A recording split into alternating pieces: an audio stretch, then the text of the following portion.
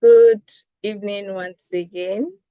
Please let's confirm you can see me, you can see my screen, and you can hear me clearly.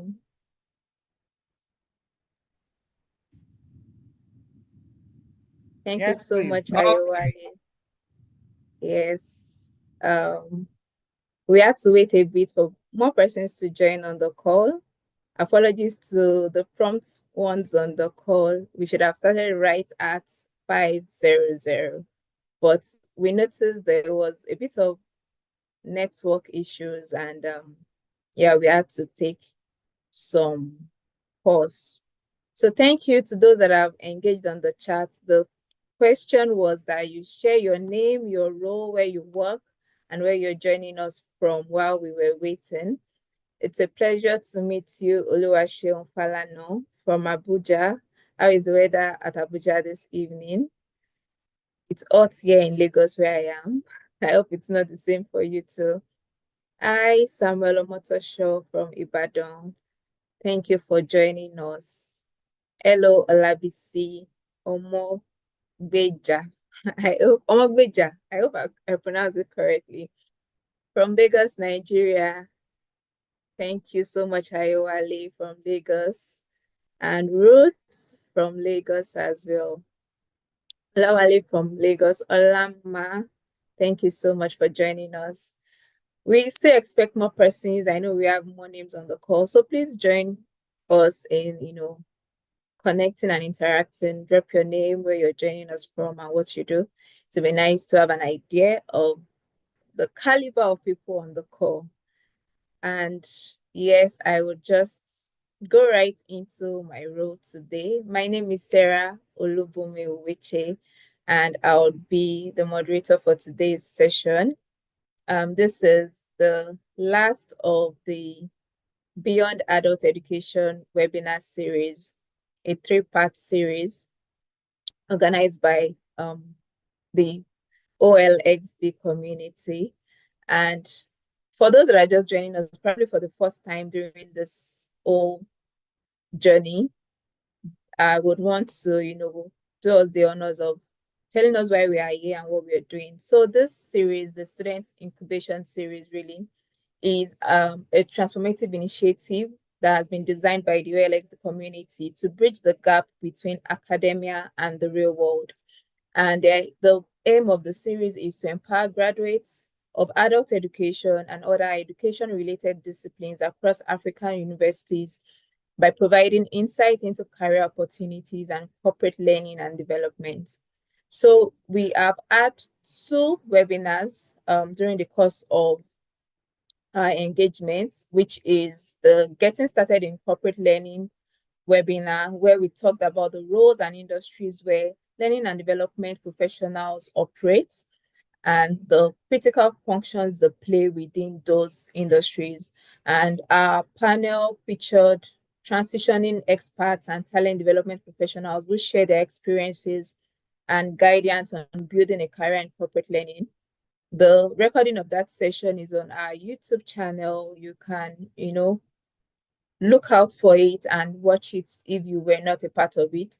And if you also feel that you have someone within your space that it would be relevant to, someone just starting off about learning and development, or someone you met recently that is asking you, oh, I don't know where to start, I think that's a very good video that you can share with them. So please look out for it on our YouTube page and do share with your audience. We also had the second series, which was the title was Competencies Required for Learning and Development Professionals. And it explored the essential skills and expertise needed to thrive within the space. And the panel discussed key areas of skills within instructional design, facilitation, coaching, also a bit of technology integration and the strategic workforce development. Now, this second session was I think, very engaging, and I really enjoyed it. And I think this session should be seen by everyone, really, both new beginners, transitioners, or even those already on the road, because mentions were made of different skill sets that some persons might even not find people haven't paid attention to, and then just conversations around it could help you remember that, oh, I actually have this skill, I'm not leveraging it enough. So I would encourage you to also be on the lookout, go to our YouTube channel. I think the link should be on the chat now, but yes, it's on our YouTube channel. You can always look out for it and watch it if you were not a part of that session. And you can also share it within your community as well. So that's all this is about. And today we are going to be having the last session. Okay, so apologies, I'm just trying to get people into the room. I think the prompt is really distracting me. So if someone can help with accepting people into the room, thank you so much. And this journey, this is, like I said, this is not the first. We've had several ones, and this is just a shout out and thank you to every of the panelists that have, come on this stage to speak to us. This is a display of their beautiful faces, and you're going to be engaging with some of them today as well. Moving on, for those that are probably also interacting with one of our programs for the very first time, I see a lot of familiar names here, and I also see some names that are quite okay. I think this person is new to the community. I think it's just fine that we also let you know what we are and what we do. So at the Organizational Learning and Development Community, OLxD for short, we are committed to fostering a culture of continuous learning and development. Our community is made up of professionals from a wide range of backgrounds and industries, all with a shared passion for improving skills and knowledge of the workforce in Africa. We have several initiatives that we have designed to help our members learn and grow and also network. We have weekend webinars rather, that keep our members up to date and serve as a refresher session on key L&D topics. We also have a very vibrant and thriving WhatsApp community that provides a space for knowledge sharing and daily interactions and real-time support for work-related challenges. Trust me when I say real-time support, it's real-time support. And we also organize conferences and hangouts that offer opportunities to network and build strong strategic relationships. We had one of our hangout last week, and a shout out to the team that coordinated that. It was a very interesting one in Lagos, Nigeria. And we are also looking at having hangouts at other states in Nigeria and also other countries in Africa. So if you think that you have, what it takes to champion this wherever you are, feel free to reach out to the community, and we would, take it up from there. Lastly, we have some new programs that we kickstarted this year, one of which is the cohorts, which is an intensive 3 weeks learning experience on selected topics. We had one cohort early this year, and one will be coming up in June. Be on the lookout for that as well. So we focus on one particular skill area, and then we have intensive learning within that. There are also certifications at the end of the day. And trust me, the assignments, the tasks during this cohort are things that you are facing right at your organization. So you're working with case studies that are peculiar to you. And that's just the, I think, unique selling point of our cohort. So if you really want to learn and also show your results at, in real time within where you work, I think you should be a part of our cohort session. So that's it about us, and it's a pleasure to have you here. So moving on into today's session, like I said, it's the last of this interesting 3-part series, and we will be discussing continuous professional development, trainings, and certifications. And we hope that by the end of this session, you are able to identify industry recognized certifications, professional development strategies, and tips for your career growth as well. Sorry, let me just get these people in. Apologies. Okay. All right, and moving on, I think this is the time to yes, introduce our panelists. And I think the last panelist just came in and I'm so excited. He had sent a message that he was going to be a bit late, and I'm really grateful that he is right here on time. So permit me to read a bit of their bios, and when I'm done reading each, they will just say hello. So in no particular order, I'll start with Claudette Hutchinson, who is a highly accomplished CEO, career coach, and business strategist with a proven track record of transforming the lives of professionals and entrepreneurs across North America, the Caribbean, Africa, and Europe. With 16 years of experience, she has guided over 30,000 individuals towards career advancement and business growth by crafting strategies that enhance their skills and abilities. As the CEO of Owning Mine, Claudiette spearheads large-scale talent development initiatives that equips professionals and business owners with the tools to thrive. Our work includes leading upskilling programs, shaping national education standards, and mentoring hundreds of leaders to accelerate their careers and entrepreneurial adventures. Hello, Claudiette. It's an honor to have you here again. Thank you so much for doing this with us. Thank you for inviting me. I'm excited to have this conversation. Thank you. And next on my list, we have Ade Bakari. Ade Bakari is a highly qualified and experienced instructional designer who brings a wealth of knowledge to the field of corporate learning and development. He is a certified professional in talent development, CPTD, with an area of expertise in instructional design. He has over 13 years of experience in corporate learning and development with a focus on instructional design, e-learning development, and learning management systems. Ade is also the founder of Corporate Instructional Design Mastery Institute, CIDMI, a platform through which he has committed to sharing his knowledge and expertise with others in the field of corporate instructional design.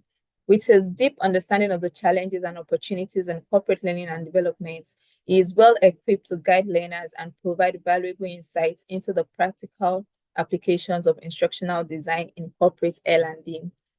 Welcome, Mr. Debakare. It's a pleasure to have you here. I can't see you on my radar anymore. Can you speak? Yeah, yes, absolutely. Thank you so much for having me. Really excited to be with you all and to have this conversation. Thank you so much. And next on my list, we have Lynette Robinson. She is a dynamic instructional designer and trainer, passionate about creating engaging and effective learning experiences. With expertise in the ADE model, she designs and develops micro-learning video trainings and interactive learning materials to support business initiatives and improve customer engagement. Currently at Poppy, she leads instructional content development, leveraging cutting-edge LMS technologies to streamline knowledge transfer. Lynette's background spans education, e-learning, and corporate training, with experience as an educator, instructional consultant, and speaker. A passion for equity, engagement, and lifelong learning drives her success in instructional design and training. It's a pleasure to have you in the room, Lynette. A pleasure to be here. Thank you so much for the invitation. Thank you so much. All right, so let me just see, because I'm sharing my slide, I think let me stop that sharing so that I can see the comments in the room.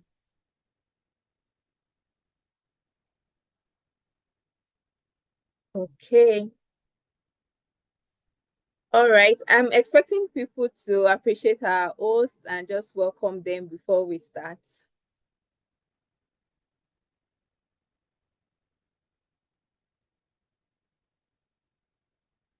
So I'm expecting to see more appreciations in the chats. Okay, thank you so much, Ruth. Thank you, Olawale. I'm expecting more, really. Before we start the conversation and get like too deep into it, I want to see us engage and then we can start. Thank you so much, Samuel. Thank you, Fikayo. We really appreciate you. Samuel is ready to learn. Thank you so much, Alabisi. Okay, I think that's good. So we can start off. And I would be apologizing on behalf of Mr. Adebakare. His camera might not come up, but I'm sure that if you listen attentively to him, you'll catch all the gists. So on this note, are we ready? Claudette, Lynette, are we ready? Okay, okay, thank you. And so I'll start with my questions, and this is how this would go. We have some questions created already for the speakers. We would ask that. However, we encourage that you interact in the chat box. If they say something that is familiar, if they say something that you want them to buttress on, please drop something in the chat. We would be looking at the chat as we are going. And also at a point, we would open the floor for you to speak and ask your questions as well, in case you want to, voice it, if that's better for you. So yes, I think we can get right into it now. And to set the tone for this, I think my first question would be to Claudette. Other sessions, I think my first question was always to everyone, but this first one today would be to Claudette. And yes, I think it's right for us to set the tone. And the question would be that, what are the most recognized certifications for learning and development professionals, globally recognized, that you are aware of and you think, you would be mentioning a lot of during these conversations, that people should probably jot down and, look up later on the call? So what are those globally recognized and accepted certifications that you know that guarantees that somebody stands out within the industry? So the number one recognized, it actually started as the American Society of Talent Development. And then over time, they actually expanded, became an international organization recognized in 120 countries. And so that's the Association for Talent Development. I think both me and Leonette have the certification, a component of. So they've got layers of certification. The ones that they currently have right now is you can have the Associate Professional in Talent Development, or you can have the Certified Professional in Talent Development. Both of those are really top gear, highly recognized, extraordinarily well built, and based on science and how humans learn. So it's not culturally relevant, but they do have cultural components into it. So they're building your capacity. And that actually is the number one globally. When you're thinking about the L&D, learning and development space. There are other local ones, but if you are looking at getting access to something that they have the resources to back up the credibility of the actual program, that's the number one. It's recognized, as I said, 120 countries. Every year they have one of the largest conferences, anywhere from 10,000 to 30,000 attendees every single solitary year at this conference. And so for me, if you're going to spend money on anything at all, it would be ATD's certification. If you have less than 5 years of experience or you're not feeling confident, go for the associate professional. If you're somebody with 5 or more years of experience, and that's including your university time, then go for the C level. That's it, hands down. You really don't need anything else. Now, I've got like about 8 or 9 certifications just because I love running them down. It's my favorite thing to do in my pastime. But if you're looking for international recognition, many countries recognize it, built on international standards for learning and education, so how the human mind works, backed by very large organizations. If you are wanting to stay in Africa, stay in Nigeria, you can. But if you're going to go anywhere international to work or want to do remote work, this is one of those certifications that regardless of where you are, which continent you are on, it is recognized. So that would be my number one recommendation. And then the other thing is, I would say to individuals, research your sub niche. And I don't know how the other two went, but normally you want one solid certification. And then after that, you want to become very proficient in your area of joy. And so, for example, some people want to go study neuroscience. And so they will go and take an additional certification dealing with neuroscience. Some people want to know a little bit more about like business. So they want to become a strategic business partner in the L&D space. So they'll go get a certification on that. But if it's just pure L&D, learning and development, you want to go to the Association for Talent Development and get their certification.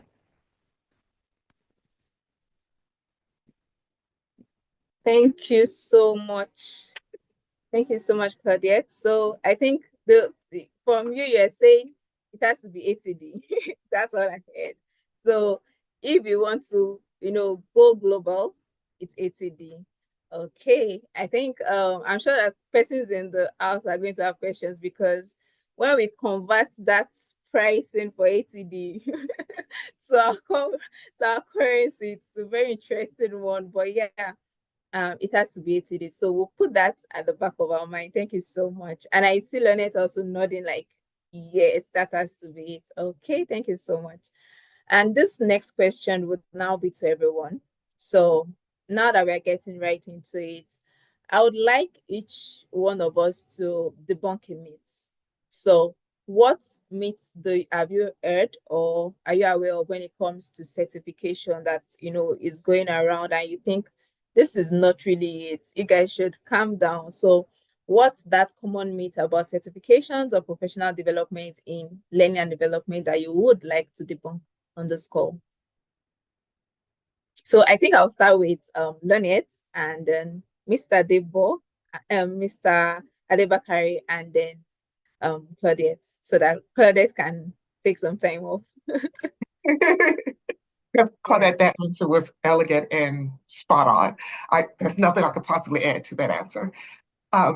But for debunking some of the certifications, unfortunately, there are a lot of organizations out there that are preying on transitioning teachers and offering certifications for instructional design without any guarantee of employment afterwards. And some of these companies charge thousands of dollars for their expertise. So I caution you to research some of these companies before you give them your hard-earned money. Now, I do have a handout that will be sent to all participants after this session. I do have one organization listed that I participated in, and I have a certification from Idle Courses Academy. Now, this organization is geared towards those who are trying to pivot into the instructional design space from teaching or another professional career. I had a wonderful experience with them. I was able to sharpen my ID skills and within months was able to land my first corporate job. So I can vouch for Idle Courses Academy. The other companies out there, and I have one in mind in particular, I don't want to voice it out loud, they are there to take your hard-earned money. And it's so bad that the owner of Idle Courses Academy will actually help those who've been cheated by other companies and will actually give you a space in their program if you show proof that you spent money with some of these shady companies. So all that to say, do your research. You do not have to have an instructional design certificate in order to your first role. You do not have to have that certification. You have to have the knowledge, yes. Certification, no. So please research these companies. Thank you so much, Lynette. I think I was getting a feedback that my network is bad, and I was like, not today. I think it's better now. Thank you so much. So yes, number one, so many people out there to take off your money, and it's really about knowing the skills, having the knowledge before you even think about certification. So research whoever you want to learn from. Yeah, thank you so much. Over to you, Ade. Yeah, thank you. Can you hear me okay? Yes, I can. Okay, great. Mhm. Awesome. Yeah, no, I totally agree with what the speaker said. I think you really have to be very, very careful when you are making decisions about whether or not you want to get a certification or a certificate from some of these boot camps, as they like to call themselves. But I think one myth that I would like to debunk is the fact that you really, really do not even need a certificate or a certification in order to get a job in learning and development. All you really need to be able to do is demonstrate that you have the knowledge and the skills. All right. And, you know, and that you present or that you add to your resume that you completed a certificate or you have a certification doesn't, most hiring managers don't care about that. They want to see, what are you able to offer? What do you bring to the table? And, show me, do you know this stuff? Can you do the job? And do you have the right skills? I think, for those interested in getting into the field, I think that's really what your focus should be. Focus on getting the knowledge. If if that comes with a certificate, then great. But I would say, seek that knowledge from an accredited or well proven source. Yeah, so that would just be my contribution about that. Yes, thank you so much, Adebakarian. Yes, I do agree with you. The knowledge is quite important, and we did, speak about this extensively in the first and second webinar.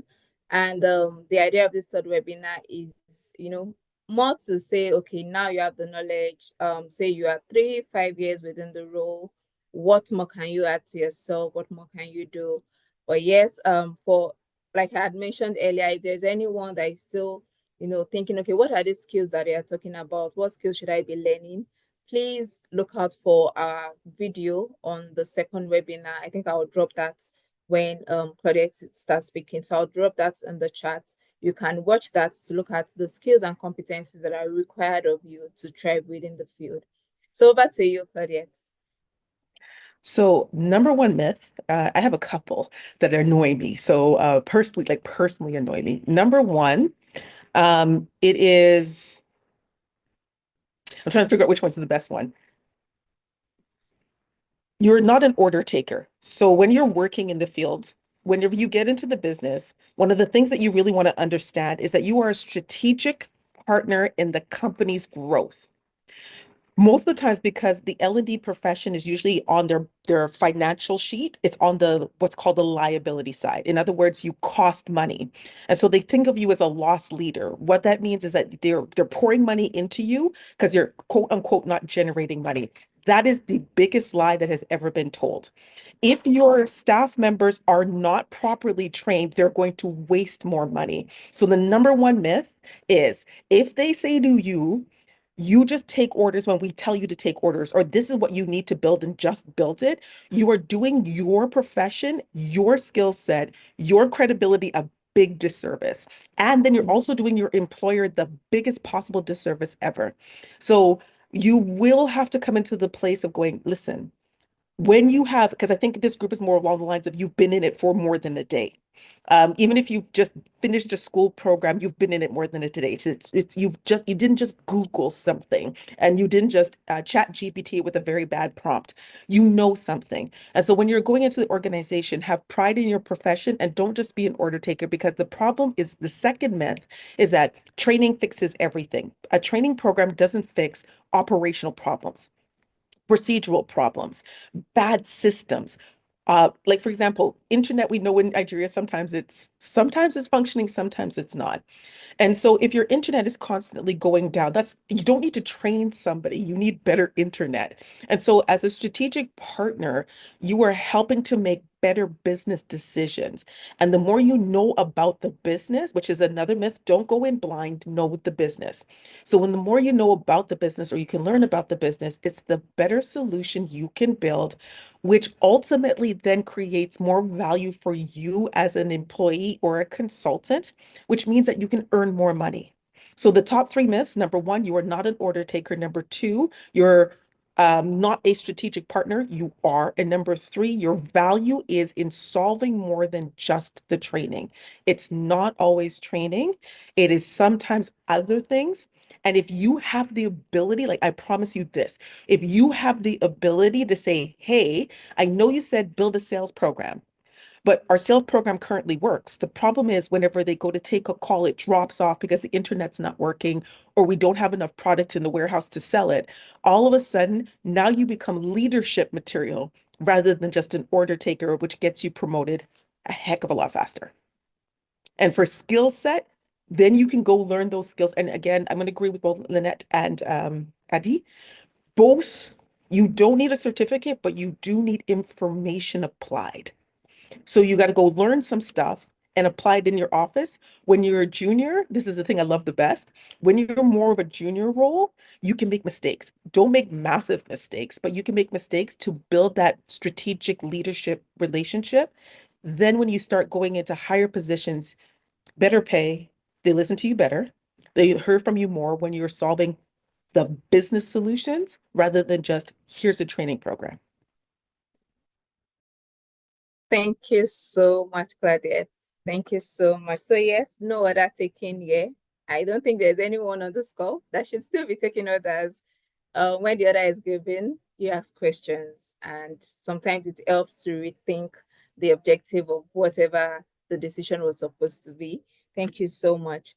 And so, yes, I think my next question now will be kind of tricky because of what we said earlier. So I know that a lot of us have said, no, it's not the certification first. However, this question is to everyone, and I am asking you, so this might take some of like a bit of storytelling. So I'm asking, in your experience, can you share how your certification has helped within your role, that you know that yeah, that you know that, oh, this is just because I have this. Because yes, we understand that, yes, we have to have the skills, but we know that, like, Claudette had mentioned, 80 days global. If you want to be in Nigeria and be a tribe in L&D professional globally, with your 80D, you can achieve that. So what is that particular thing? What's that experience you've had that you know that this is attributed to the certification you got? So I would start off with Ade Bakari this time, and next would be Claudette, and next will be Leonette. Over to you, Ade. Yeah, thank you for the question. Well, I would say for me, so I have a certification this or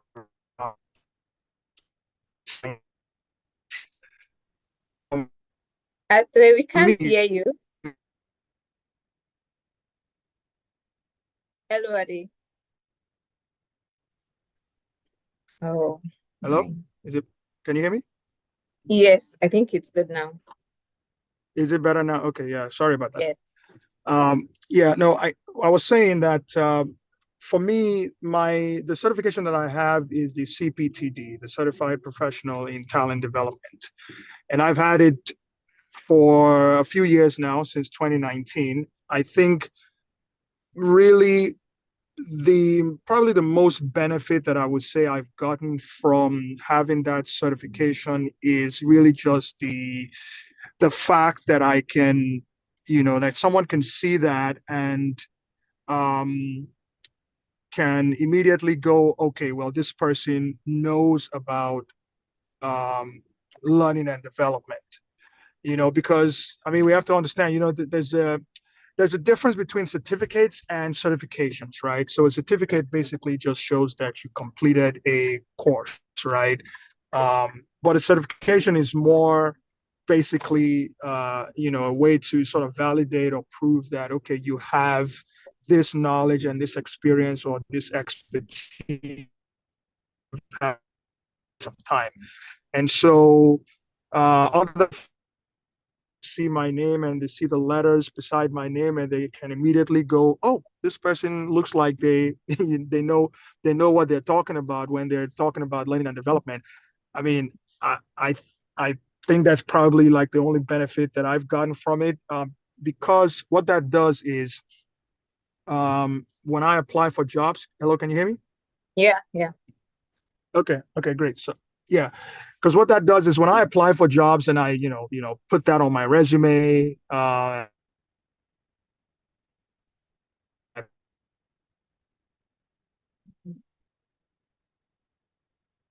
We can't hear you anymore. Oh, I think this was the problem. Okay, so Ade, we can hear us, we can't hear you. And I think I'll just move on to the next person now. Okay. So I think I should mute him so that it doesn't interfere, and then we can move on to the next person. Okay, over to the next. Yeah. I'm like, I couldn't remember the order. The end part. So bragging rights. Okay. Story time. So the reason why I say in my first instance was like people say that they Googled it. I had, and oh, this is being recorded. So I'm from Canada where we don't call out names Sorry, because we guys. no worries. We don't call out names because we're a little bit too polite and politically correct. So I won't call the company's name, but if you think hard enough and look at my LinkedIn profile, you'll figure out who it is. I had a manager at the time come to me and I was in her office and her statement to me was, I'm interested in what you do. I Googled it. And I'm looking at this woman, I cocked my head to the side. I'm like, I've been doing this for 12 years by that time. Um, Actually, no, because I know you said 16 years in the LD space. Actually, I've been in it longer because I've been in it since way longer. Anyways, so she said she Googled it, and I was like, I put blood, sweat, and tears into this. I've read journals, I've read articles, I've gone to class after class, I've honed my skill, and you Googled it, and you're in my face to tell me you can do a better job than me. Folks, when I said it boiled my blood, it boiled my blood. In Canada, we face racism. It's something that we go through. And as a Black female, you're usually like really getting double whammy. But it's something that you accept and you know that's there. And so when you go into somebody who's a Caucasian who's telling you they can do a better job than you, when you're literally the person who's creating the what we call getting them out of the red, in other words, loss leader, creating a bunch of green, creating a bunch of money for the organization, and your boss looks you in the face saying that they could do a better job because they Googled it, so livid. So I convinced the company to pay for all of my certifications because then I actually went to the CEO and got him to choose more expensive schools that were recognized with clout to get my master's and my certification. It shut her up really quickly because when you go in, then you can say, listen, this is something now, the reason why I say ATD is the sort of standard is ATD is based on something called IOS, which is the International Standards Organization. This is an organization that doesn't put a stamp on everything. It stamps really important things. So when you're in a room full of, depending upon what industry you work in, the ISO is known by everybody. If you're working in North America, ANSI is the other one, the American National Standards Institute. So those are two organizations that if you're in manufacturing, oil and gas, food, anywhere that there has to be a standard of behavior, pharmaceutical, hospitals, product, anything that you're building that has to have a standard, they all know what ANSI means and they know what ISO means.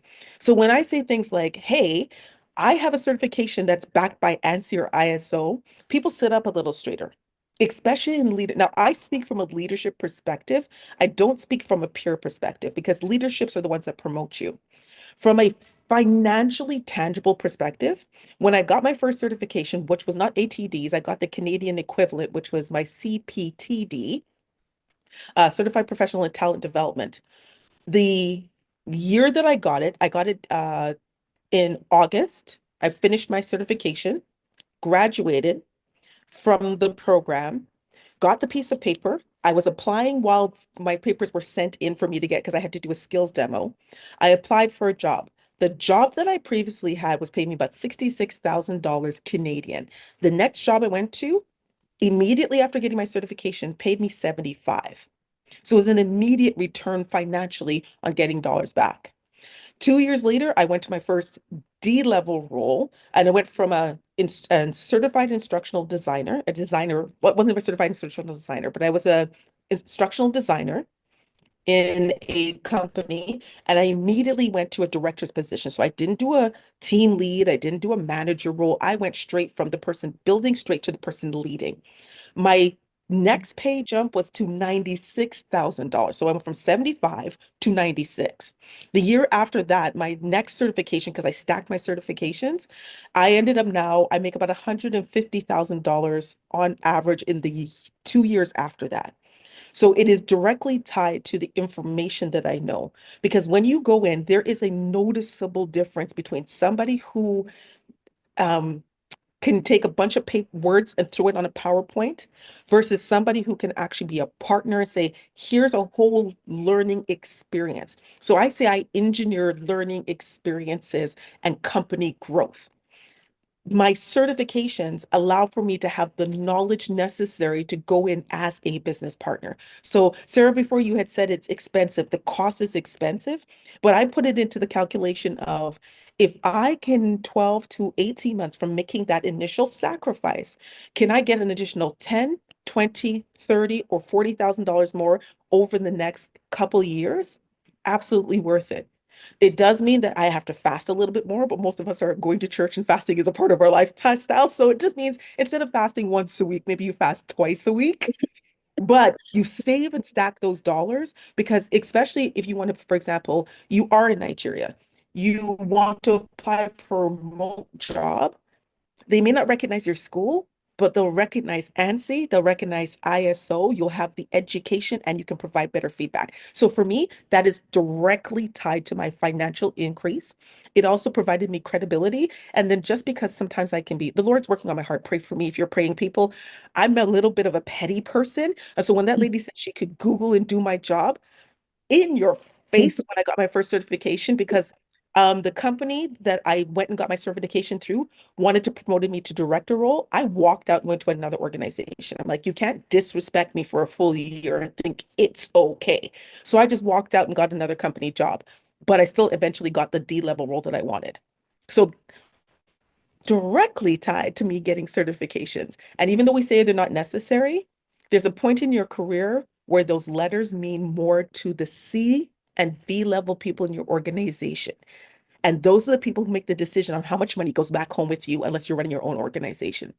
Or if you're running your own organization, if you're going to hire, for example, a consultant with no letters versus a consultant with letters, who do you think they're going to hire? A consultant with letters. So that's why I would say, yeah, as much as we say you don't need it, if you can afford it, make the sacrifice, pay it. Absolutely. I think I love that. And if you can afford it, just pay.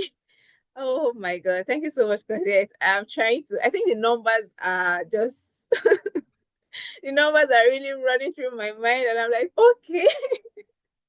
Oh my, thank you so, so much for that storytelling. And thank you. I could understand you clearly because when you put in a lot of effort to study and know things for what it is, and then someone coming up to say, oh, this is something you can just ask ChatGPT, for example, and you're like, how dare you?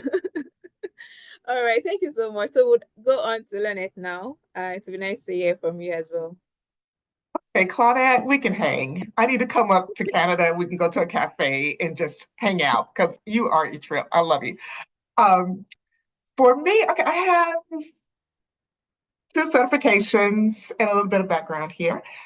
I've only been in the instructional design space for 4 years now. I taught high school and middle school for 4 years. I'm sorry, not for 4 years, for 21 years. And loved it while I was there. But when I pivoted into instructional design, I found that I had a lot of transferable skills, but make no mistake, this is a completely different career. So when I hear teachers say, oh, I can come in and do the job, like, wait a minute now.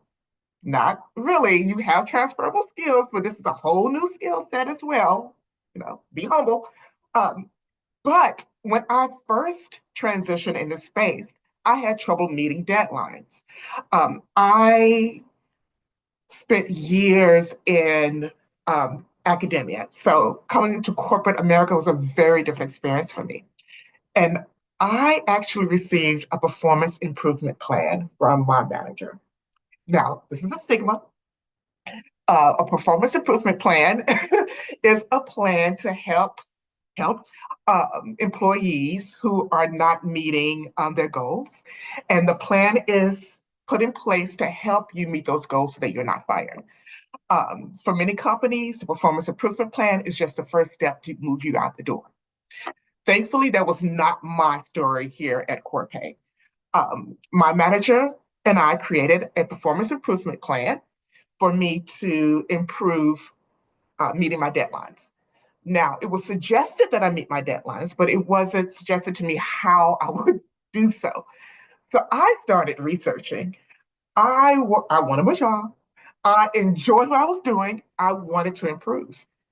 I discovered Scrum Master certification and scrum.org. And scrum.org is an organization devoted to the agile methodology, an easier way to help professionals meet their deadlines and improve their workflow, right? Pretty much. And I fell in love with agile methodology and scrum.org. And I worked towards my Scrum certification. Now, I did this out of pocket, but I found amazing resources to help me pay for the certification. So don't be too alarmed about the money that's coming out of your pocket. Yes, short-term pain for long-term gratification. You have to be willing to invest in your own future and invest in your own growth. But I was able to pay for my Scrum Master certification. But that experience and that knowledge transformed my delivery methods. I use Agile for all of my project management goals. And I was able to add project management to my learning design toolbox. And when I tell you that is the one tool that I use every single day, and that can place me in a different category from other instructional designers. Not only do I meet my deadlines, I turn in my projects well before my deadlines, and that caused the leaders to take notice. So my Scrum Master certification, huge change in my career. But also, that was like during the first year. But a few months ago, I applied for and received my letters, my APTD, Associate Professional for Talent Development. That was an amazing journey. And I do want to dispel the myth that just getting a certification will make you eligible for a particular job. It's not the certification itself, it's the journey, it's the knowledge that you bring and apply to your job. I loved the journey. Again, I paid for the certification myself out of pocket, well worth every penny because it's paying off in dividends. You may see a change in my status for a job soon. Hint, hint, look out. But it's made me very eligible for leadership positions because now it's affirmation and confirmation that I know my stuff. I know how to build a training program. I know how to choose the best methodologies to support my learners. I know how to create personas so that I am helping different learners within my organization and not just creating one blanket training modality for everyone. I know my craft. And that is what distinguishes me from other instructional designers who may be applying for the same position. So, as Claudette stated, you don't have to have a certification, but it definitely helps show that you are investing in your career, you know your career, and you are ready for leadership positions. Thank you so much, Lynette. Thank you so much. And yes, I also agree with you that even when Claudette was speaking, I was also thinking about it. So while the certification gives you that, would I say, pride or that confidence, your own journey, during the start of your career also adds to it, because you can't just have the certification if you're not very familiar with the skills and the knowledge and even your industry. You might not be able to apply it well. So if you know you've done that background work and that foundational work, then the certification crowns your efforts and presents you to the C-level. Thank you so much. Thank you so much. So this next question would be to Adebakari. And yeah, it's so my question says that how can learning and development professionals build a professional development roadmap to stay current with trends and emerging technologies?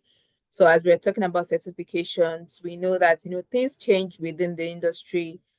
What would you advise when we are trying to build a roadmap for this growth so that we are evolving as the industry is also evolving? Yeah, thanks for the question. Yeah, I would really say, you have to stay informed. You have to be a kind of person that is considered a lifelong learner. Um, when I say stay informed, of course, there are a lot of, new technologies that are out there.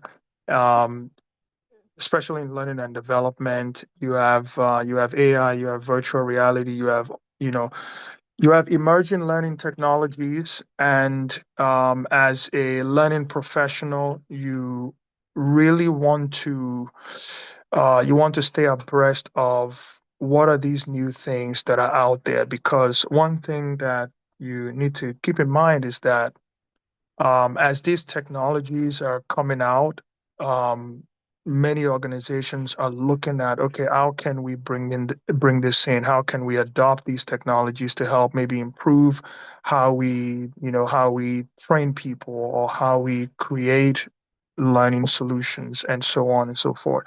And so, as a as a learning and development professional, you have to understand, what skill sets do you have, and what skill sets do you need to develop. All right. And if you're making a list of the skill sets that you need to acquire, you definitely want to put at the top of that list, um, learning how to leverage, these new technologies, to improve how you go about your work. All right. A good example really is AI, because AI is actually embedded in everything now, right?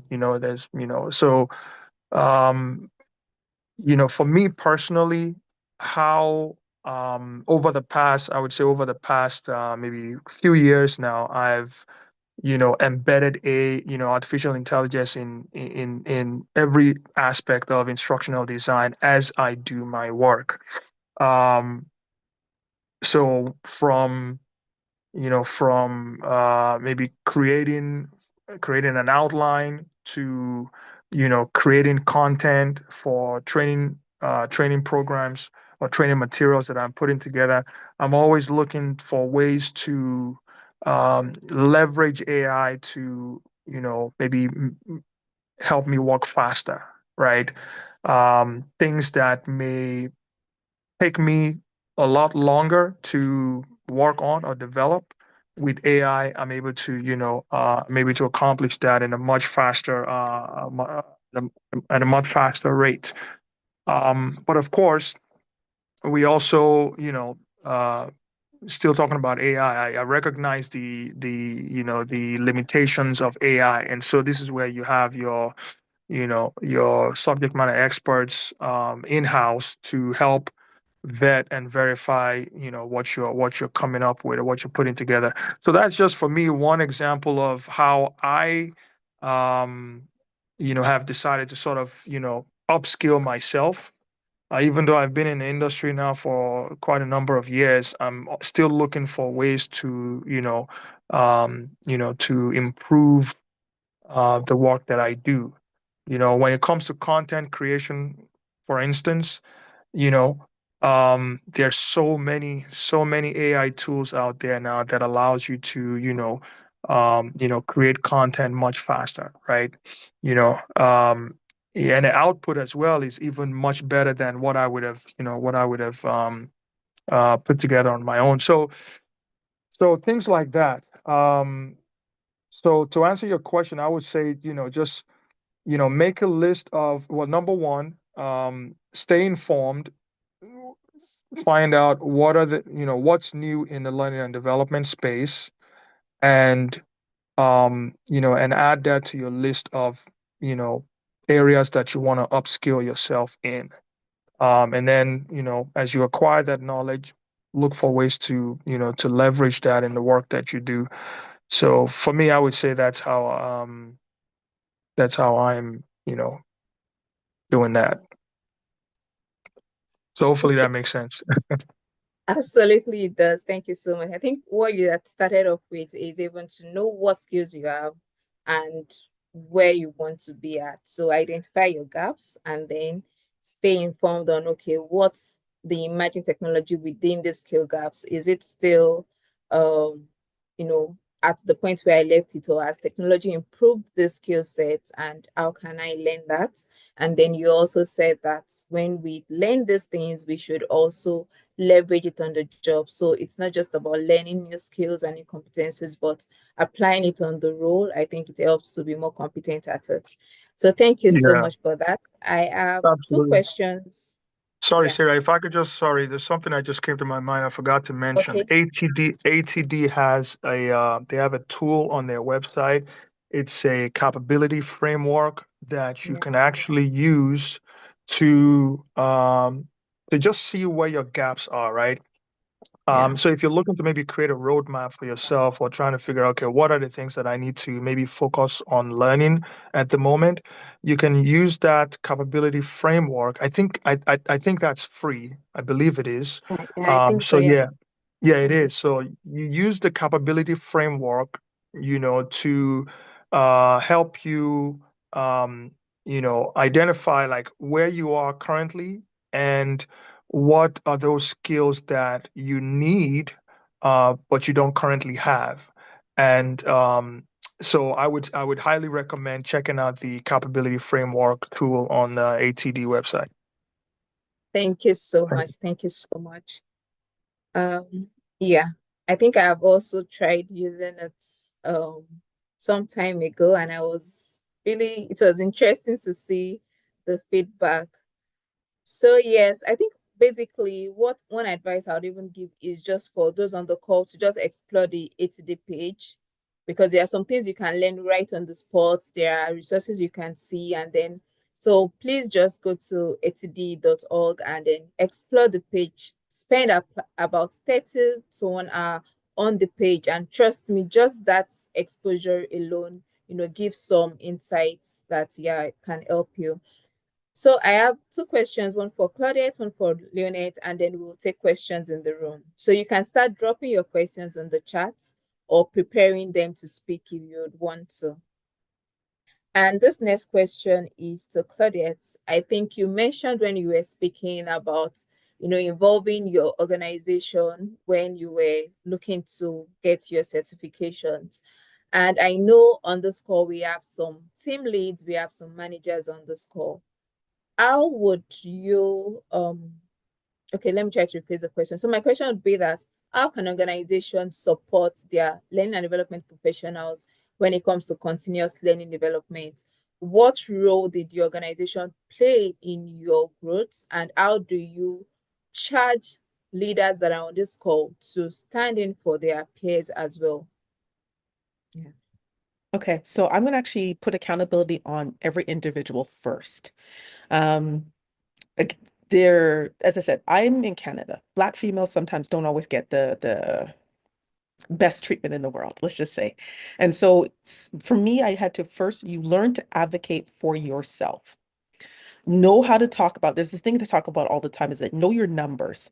You as leaders, you should know, like you have to know your numbers. It's very difficult to convince an organization to spend money on you when you are in a loss leader category, when you don't know what you are adding to the organization and why investing in your ongoing education is critical. So if I can go into an organization and said, last year, your net sales in this category was this percent. And then I introduced these three specific things, whether it's an improvement organizationally on how they operate. Here's a training program to increase our sales or reduce our liability. So it's either you're increasing dollars or reducing lost dollars. Then I can go to them and say, like, if I solve a problem on one of the clients that I built something for, their projected estimate was they wanted to make $12 million over 3 years by creating a call center. I went in, created a call center, and what they expected to happen based on their numbers and their data is that they would be able to get 80 people fully trained up and running within those 3 years and make $12 million net profit. The program that I built, because I understood how to build programs effectively, ended up in 18 months, had 268 hires, and made $44.5 million net profit. That's the bottom line. So when I go into an organization saying that to a boss, going, hey, I just made you thought you were going to make 12 million, bottom line, 80 people, 3 years. I made you 44.5 in 18 months, and you've got a call center of 268 individuals. Do you think it's difficult for them now to spend money on me? No. So you have to know what your numbers are. And when you know your numbers, now you don't have to do, that's a major impact, but sometimes even the minor impacts. So I can't, there's no way they're going to give me like 10% of $44 million. Like that's not going to happen. But even if I save the company, say your ATD signing up for it is going to cost you maybe $4,000 to $10,000. And I understand the Nigerian experience. So I'm not speaking from the Canadian experience. It is sometimes very difficult to get your boss to say yes to spend money on you because sometimes funds are tighter. But if you can, the second skill I tell everybody is you have to learn the skill of negotiation. So the skill of negotiation is having the conversation with your boss about if I can improve this, either increase sales or decrease losses by something that I build, would you be willing to spend 1%, 2%, 3% on me getting a better education? Managers, then you teach your team how to know their numbers, how to negotiate, because it's very difficult for you to go ask your boss to help your team when your team is not performing. And so when you get your teams to understand everything is about, when you talk to business people, it's all about P&L, profits and losses. That's all that they talk about. So when you know your numbers and you have the power of negotiation, and negotiation is different per culture, but the principles are psychologically the same. Um, you have to be able to go to a person and say, this is the value that I'm bringing to your pocket, not this is why you should do this for me. No, people buy based on what it is that you do for them. And you have to be able to articulate it in a way that they understand the value to them to then turn around and spend it back on you. So anybody who's leading teams right now, first and foremost, advocate for yourself. Then teach your team how to advocate. Numbers, negotiation are the two, and then your networks. The third thing I would recommend if you're trying to get your team to grow, to get money, to get whatever it is that you want, the number one thing you really, really, really, really, really need to know how to do is to know how to network with folks who make decisions. Um, the people who pull the purse strings or open the purse strings, as we like to say, that's the person that you want to have time with. So the other tip that I would give to anybody who's wanting to run their teams more effectively is go spend the time, either get in early, go out late, grab a coffee, bring a small snack, spend a little time with the people who make the decisions on where your money gets to go. You'll know who they are. Best way to find out is just observe enough of when there's a money or just go and ask people when you need money problem solved, who is the person? And it's not always the CEO. Sometimes it's their executive assistant. Sometimes it's the person who manages the finances. Sometimes it's a project manager who has extra dollars. So you're going to go and network and find out who's got the dollars to give to your organization. And then the last thing, if you have no money, you've got ChatGPT. And as much as people are AI overload, really and truly, I'm going to tell you what I would do. AI, I would go to it and say, listen, and I talk to mine. I actually have the paid version where I just talk to it. I tell it, go do research for me on so you're going to go to the capability model that they have, but there's other models that exist. So because this was recorded, I'm going to give you the prompt that I do. First prompt is I reverse engineer. Do I tell ChatGPT or Gemini, whatever you want to use? I don't care which tool you're using as long as it's a large language model. The first conversation that I have with it or statement is this. I need you to go become the best L&D professional in the world. I want you to research the top 3, and I want you to come back with all of their frameworks. And I want you to create a custom framework for me. Then I need you to ask me a series of questions. So once it goes and does the research, when it comes back, ask me a series of questions about the skills that I have right now as it relates to, now think about where you want to go. Do you want to be a senior L&D professional? Do you want to be a manager? Do you want to be the best designer in the world? Do you want to be like a speaker? Do you want to run your own business? So whatever you want to end up as, you're going to tell the tool, you're going to ask me a series of questions on where I am at now because I want to get to this. Ask me the questions and then come back with um, a training or professional development roadmap that I can follow over the next 1, 2, 3, or 4 years and give me a budget to be able to get there, or you give it a budget.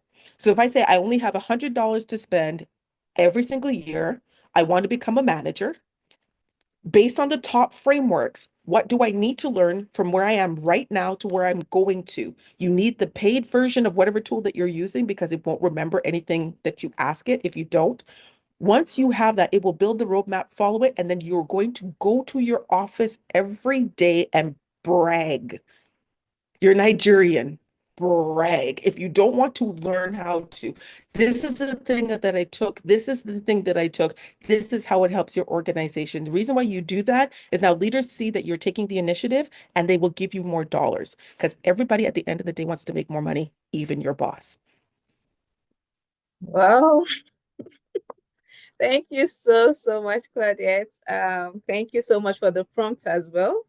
And yes, know your numbers. I see some comments in the chat. Thank you to everyone that is following and engaging in the chat. Know your numbers, learn the skill of negotiation, and know your networks. And lastly, use the ultimate prompt from Claudiette. Thank you so much. And yes, my last question to Lynette before we go to the room. So yes, I love that Claudette started by saying, she gave a charge to the individuals. And when Lynette also started speaking, she mentioned how she did pay out of pocket. So my question would be to you that how important is self-directed learning for you compared to formal certifications when it comes to building expertise? I understand that, you had a switch, a very interesting transition. So what is the place of self-directed learning for you, before you now got into the whole formal certification journey? How important is it? Um, I think someone mentioned you must be a lifelong learner. Now, I did convince my organization to purchase memberships to ATD for myself and for another colleague. So we do have that certification, not certification, that membership into ATD, which is wonderful for my professional development and for my career. But I also constantly look for opportunities online for myself. And one is very free. You just need time. It's the internet, it's social media. I love LinkedIn. And I will spend a lot of time on LinkedIn looking at more accomplished L&D professionals and just look at their profile. Oh, what have they done? What certifications do they have? Where did they start and where did they end up? I have reached out to L&D professionals, like I'm going to reach out to Claudette, and I've asked, hey, can we have coffee? And I've received more yeses and nos. And we will schedule a coffee date. We'll talk, ask questions, exchange information.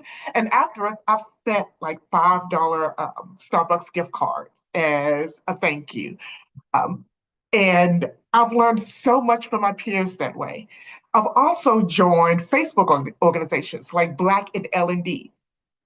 Claudette has mentioned that there are challenges that Black women and those of us who are Black go through in corporate America. It's almost as if you have to just acknowledge that, yes, it's going to happen. But you need a safety net, a safe place where you can discuss your issues, your ideas. And I found that safe place in Black in L&D. They have a Facebook group and a LinkedIn group. So leveraging social media has helped a great deal with my professional growth, but also with my personal growth in learning how to handle the challenges of corporate America. So constantly, you must stay curious. You must continuously look for those opportunities. The Learning Guild is a free membership-based learning community that has a free level, but they also have a level where you have to pay. You become a paid member. But for free, you can engage with professionals who are like-minded and that you can ask questions and guidance. It's just, you have to understand that you have ownership of your career. Do not give your power away. You own your career, and you need to move through the world as such. Ask questions. Don't just rely on your managers and the people at work. I use LinkedIn to brag, as Claudette states. They do learn how to brag. If you think your manager, just if, hypothetical, if you don't think your manager is sharing all the great things you're accomplishing to the people above them, go around them. Post all of your accomplishments on LinkedIn.